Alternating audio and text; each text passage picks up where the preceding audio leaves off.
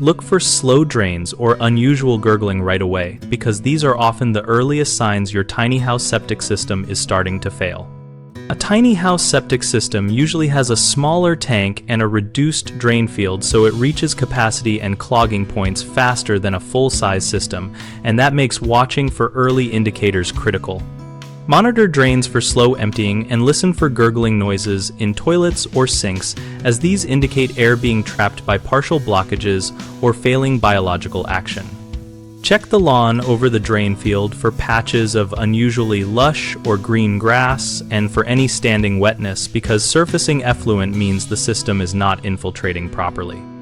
Smell around the tank access and drain field for persistent sewage odors, which point to leaks or compromised seals.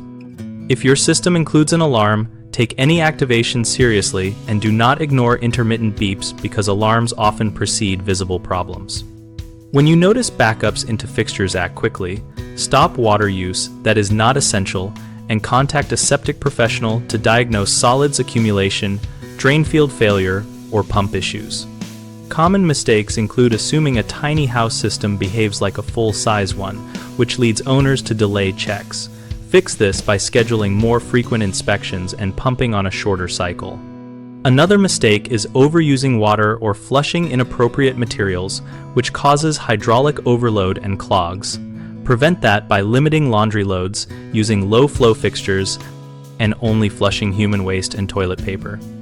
A third frequent issue is ignoring minor odors or gurgles until they become severe. Treat small signs as actionable and call a professional promptly, so repairs are simpler and less costly. BigHomeProjects.com helps homeowners find local contractors who work on septic systems and tiny house utilities, and we also help contractors find new projects in their area. We host a discussion community where owners and pros exchange tips on monitoring, routine maintenance, and when to call for service, and we encourage using those conversations to catch problems earlier.